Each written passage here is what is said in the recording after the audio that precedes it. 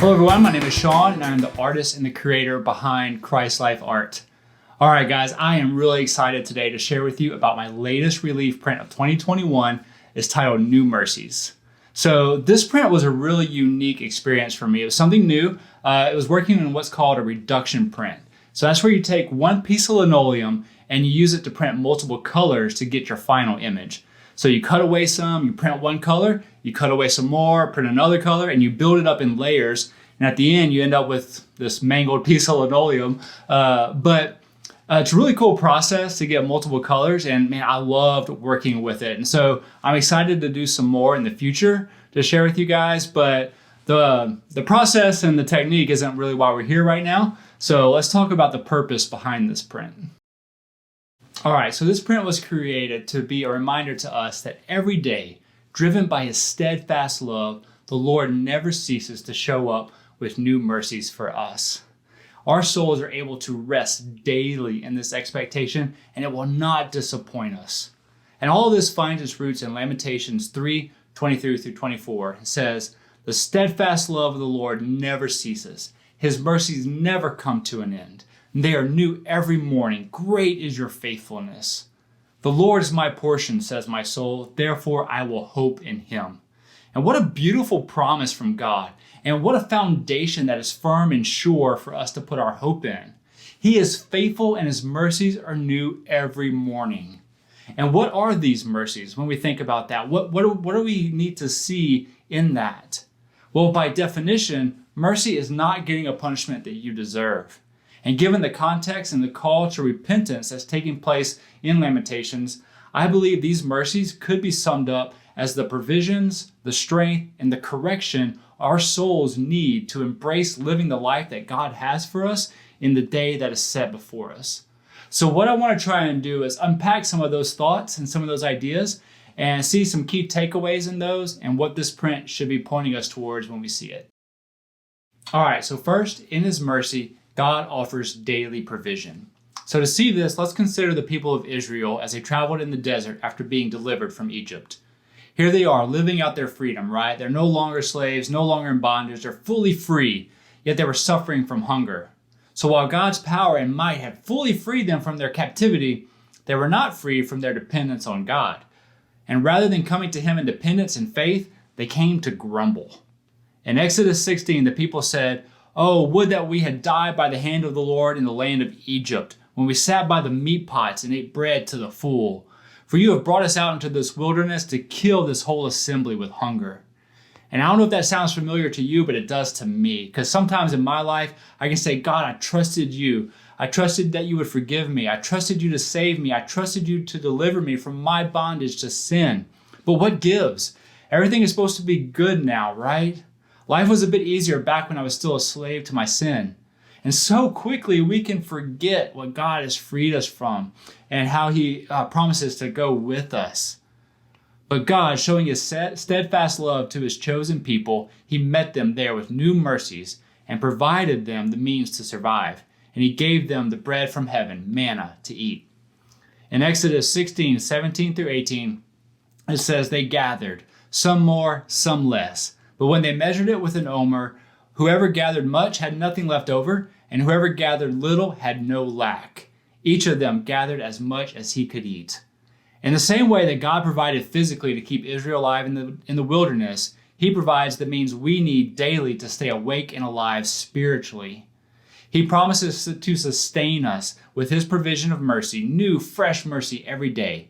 And we're not meant to store it up, but we're meant to eat it all and find that we had nothing to lack for that day. For us, there are no sins or failures or trials or hardships or struggles or temptation that is beyond the amount of mercy that he can give us each day. Now, the reason we have no lack for each day is because what God is actually providing for us is himself. So let's look at this in John 6.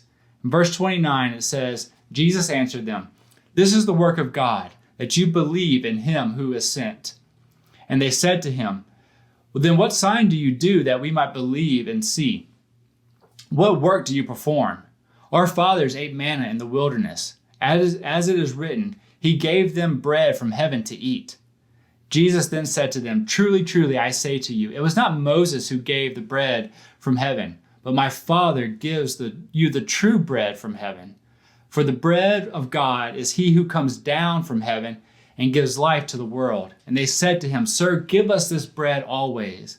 And then Jesus said to them, "I am the bread of life. Whoever comes to me shall not hunger, and whoever believes in me will not thirst."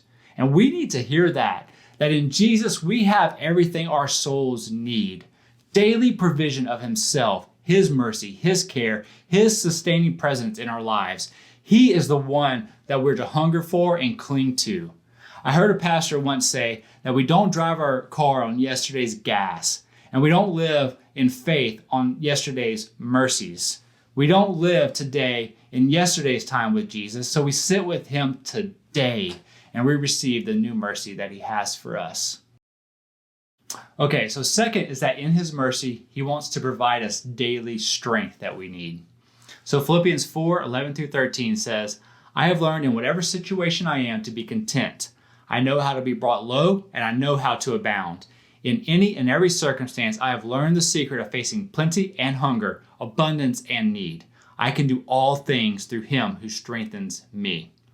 Now, often we hope to wake up tomorrow morning and find that our situation or circumstance is different, that God has somehow worked an external miracle to change whatever is taking place around us. However, I would suggest that more often, God is using the external around us to work an internal miracle to change what's within us.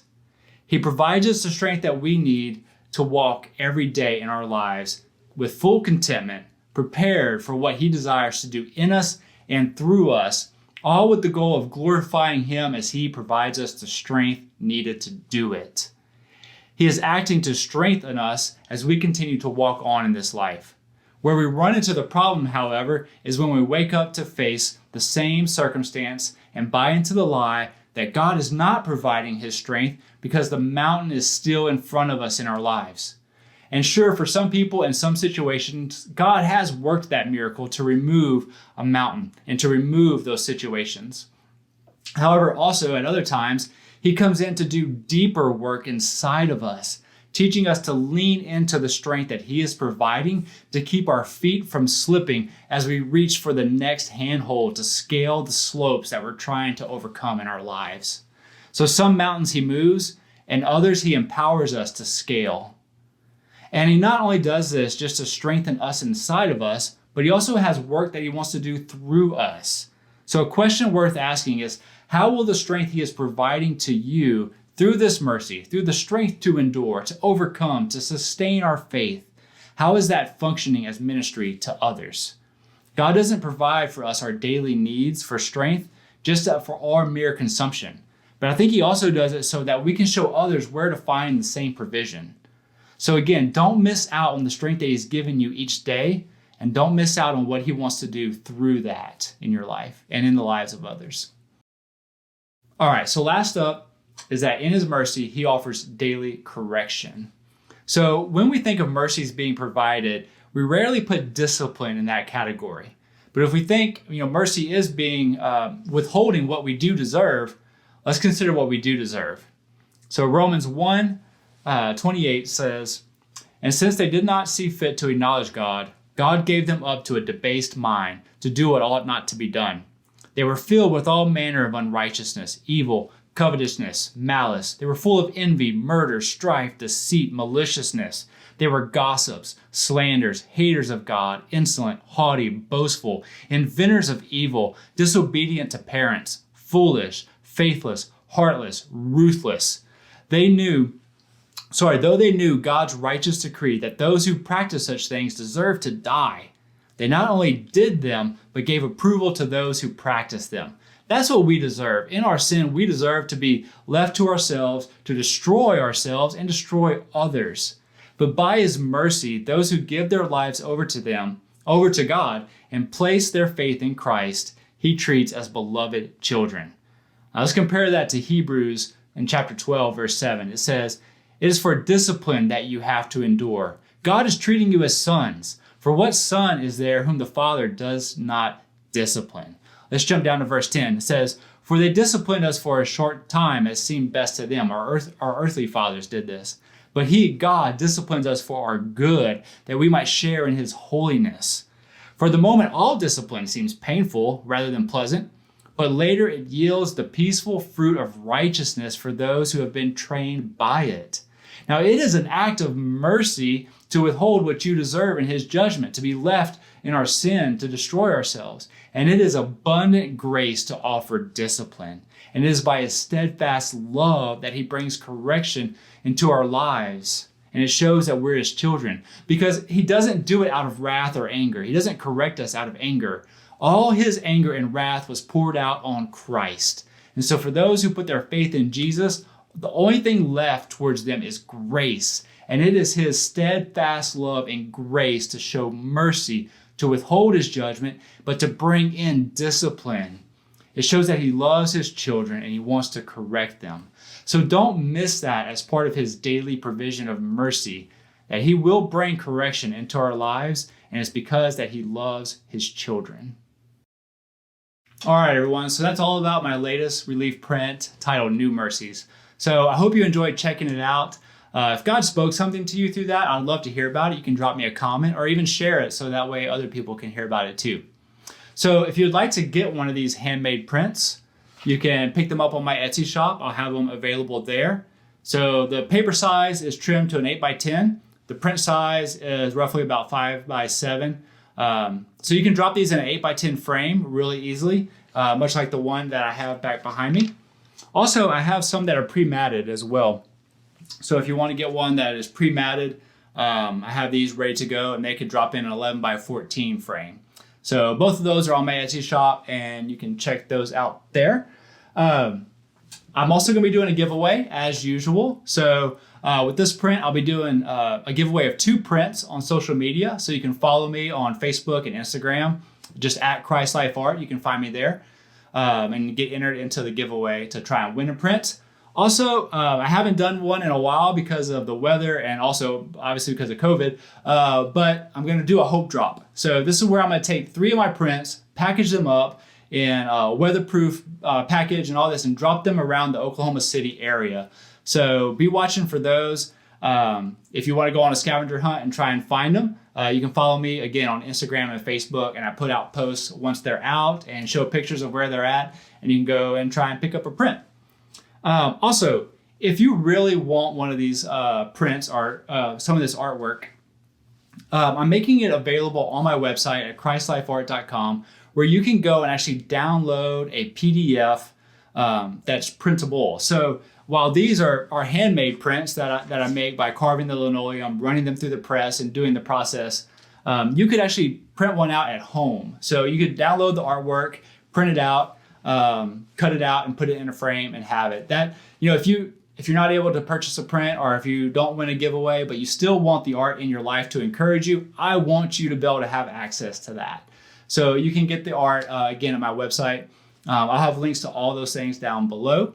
Also, thank you to those who do purchase prints. It helps support what I'm doing, and specifically to my patrons. You guys are the backbone of this ministry. So I'm so thankful for you. You're the guys that help me keep creating every month because of your monthly support. So if anybody's interested in becoming a patron, I have different tiers of support that you can contribute monthly to what I'm doing, and you get certain perks like insider information, free prints, and some other things. So you can go check that out.